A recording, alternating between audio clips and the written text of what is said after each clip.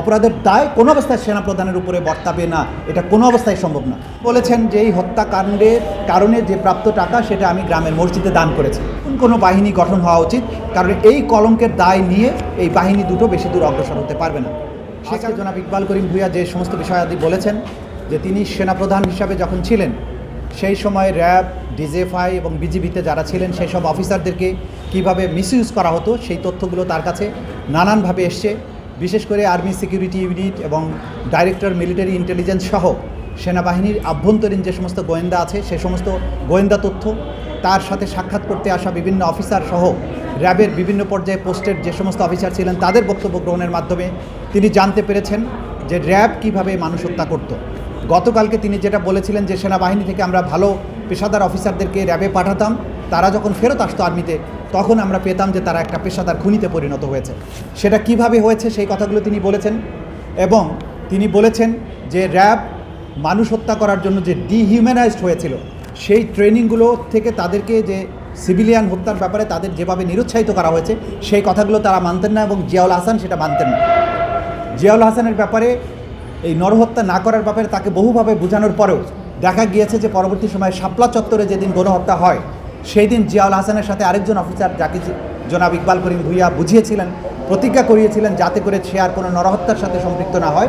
দেখা গেল যে শাপলা চত্বরে সেদিন গণহত্যার সম্পৃক্ত থেকে দুইজনে গলাগুলি করে ছবি তুলে গোলাগুলি শব্দতে বাইরে যে ধোঁয়াশাচ্ছন্ন পরিবেশ তৈরি হয়েছে সেটার মধ্যে দুজনে গলাগুলি করে ছবি তুলে সেই ছবি আবার ফেসবুকে তারা পোস্ট করেছেন।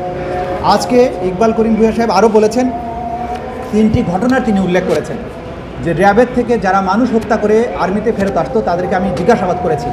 3 জনকে জিজ্ঞাসাবাদ করেছে তোমরা কতজন মানুষ হত্যা করেছো। একজন বলেছে আমি 6 জন মানুষকে হত্যা করেছি। তো বলেছে কয়জন, তার মধ্যে কয়জনকে তুমি নিজে হত্যা করেছো? বলেছে 2 জনকে নিজে হত্যা করেছি, বাকি 4 জনকে হত্যার সময় আমি উপস্থিত ছিলাম। তিনি জিজ্ঞাসা করেছেন যে এই হত্যা করার কারণে তুমি কত টাকা পেয়েছো? বলেছে যে প্রত্যেকটি হত্যার জন্য 10,000 টাকা। জিজ্ঞাসা করেছেন এই টাকা তুমি কি করেছো?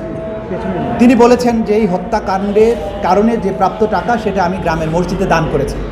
জনাব ভূঁইয়া সাক্ষীতে বলেছেন যে এই সব অফিসাররা মানুষ হত্যা করার পরে যে মানসিক অপরাধ বোধে তারা ভুগত তার পরিণতিতেই হত্যাকাণ্ডের থেকে প্রাপ্ত অর্থটা মসজিদে দিয়ে এক ধরনের পাপের প্রায়শ্চিত্ত করার চেষ্টা করতে বলে তার কাছে মনে হয়েছে। সবশেষে তিনি যেটা বলেছেন, র্যাব এবং ডিজিএফআই দুটো সংস্থা তাদের কর্মকাণ্ডের কারণে যেভাবে বিতর্কিত হয়েছে, আয়নাঘরের মতো একটা বিভৎস সংস্কৃতি তারা চালু করেছে, র্যাব মানুষ হত্যা করে যেভাবে দুর্নাম কামিয়েছে, এই দুটো সংস্থার বিলুপ্ত হয়ে নতুন কোনো বাহিনী গঠন হওয়া উচিত, কারণ এই কলঙ্কের দায় নিয়ে এই বাহিনী দুটো বেশি দূর অগ্রসর হতে পারবে না। সে কারণে তিনি তার অভিমত ব্যক্ত করেছেন এবং বলেছেন এই দুটো সংস্থা বিলুপ্ত হয়ে যাওয়া উচিত।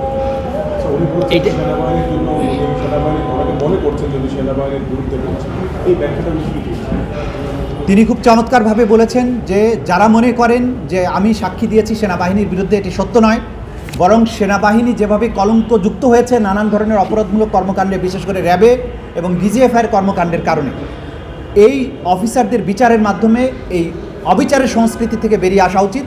এবং যখন এই অফিসারদের বিচার করার যে ঐতিহাসিক সুযোগ তৈরি হয়েছে, এই সুযোগটা গ্রহণ করা হলে সেনাবাহিনীর যে গৌরব নষ্ট হয়েছে সেই গৌরব পুনরুদ্ধার হবে, সেনাবাহিনী তার আপন গৌরবে ভাস্বর হতে পারবে। এই কথাটি তিনি বারবার বলেছেন। এটা একটা ঐতিহাসিক সুযোগ। আমাদের সেনাবাহিনী যেটা গর্বের সেনাবাহিনী, তার ব্যাপারে যে কলঙ্ক হয়েছে, তার উপরে যে সমস্ত স্লার এসেছে, সেই সবগুলোর থেকে বেরিয়ে আসার একটা অভূতপূর্ব সুযোগ, আত্মশুদ্ধির একটা সুযোগ এই বিচারটাকে করার মাধ্যমে। সুতরাং তিনি মনে করেন তার সাক্ষ্য প্রদানের মাধ্যমে, আজকে তিনি যে সাক্ষ্য প্রদান করতে পারছেন, এই সাক্ষ্য প্রদানের মাধ্যমে বিচারটা হবে এবং বিচারের মাধ্যমে সেনাবাহিনী আবার তার গৌরবের জায়গায় ফিরে আসবে।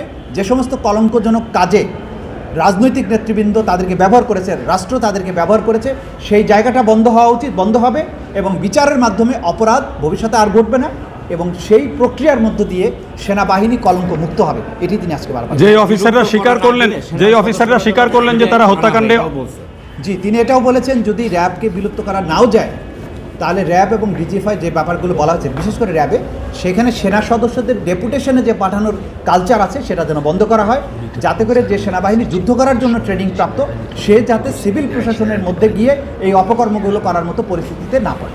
একটা বিষয় হলো উদ্যোগ গ্রহণ এবং সেক্ষেত্রে কি শেখ হাসিনার কোনো নাম নিয়েছিলেন?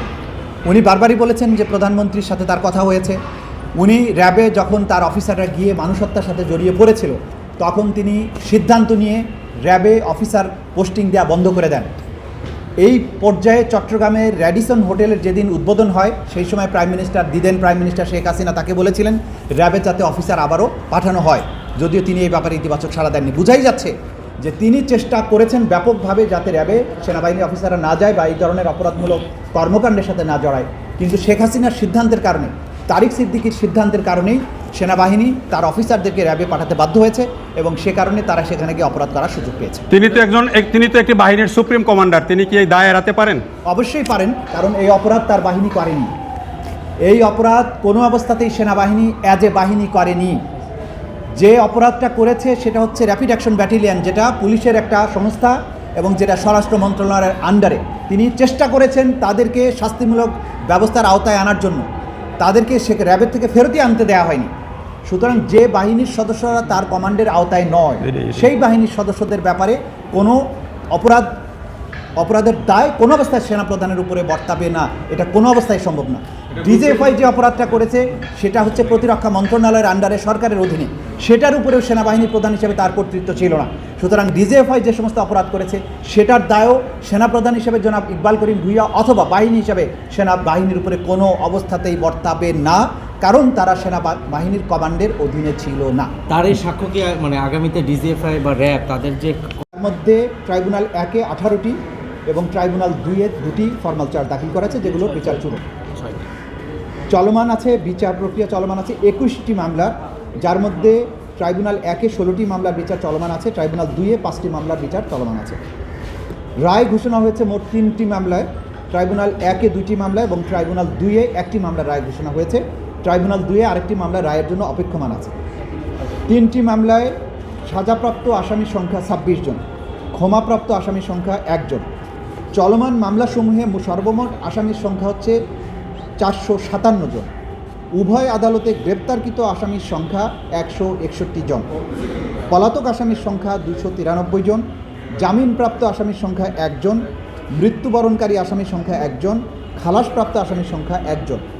চলমান মামলায় গ্রেপ্তারকৃত আসামিদের মধ্যে আওয়ামী লীগপন্থী মন্ত্রী, এমপি সহ অন্যান্য সিভিলিয়ান গ্রেপ্তার মোট 74 জন, পুলিশ গ্রেপ্তার আছেন 65 জন, সেনাবাহিনীর সদস্য গ্রেপ্তার আছেন 20 জন, আনসার সদস্য গ্রেপ্তার আছেন 1 জন। মিসসেলেনিয়াস কেস বা বিবিধ মামলা এখনও যেগুলো তদন্তাধীন আছে এরকম আছে 34টি, যার মধ্যে ট্রাইব্যুনাল 1-এ 32টি, ট্রাইব্যুনাল 2-এ 2টি মামলা মিসকেস বিচারাধীন আছে। আসামির সংখ্যা এই মিসেলেনিয়াস কেসগুলোতে সর্বমোট আসামির সংখ্যা হচ্ছে 207 জন, গ্রেপ্তারকৃত আসামি হচ্ছেন 96 জন, পলাতক আসামি আছেন 125 জন। এটা হচ্ছে আজকের দিনের আমাদের সামারি, যেটা হয়তো অনেকেই জানতে চাইবেন যে নির্বাচনের আগ পর্যন্ত এই ট্রাইব্যুনালে আমাদের প্রসিকিউশনের কতটুকু সাফল্য, সেটা আপনাদেরকে জানিয়ে দেব। ঠিক আছে, ধন্যবাদ আপনাদের সবাইকে।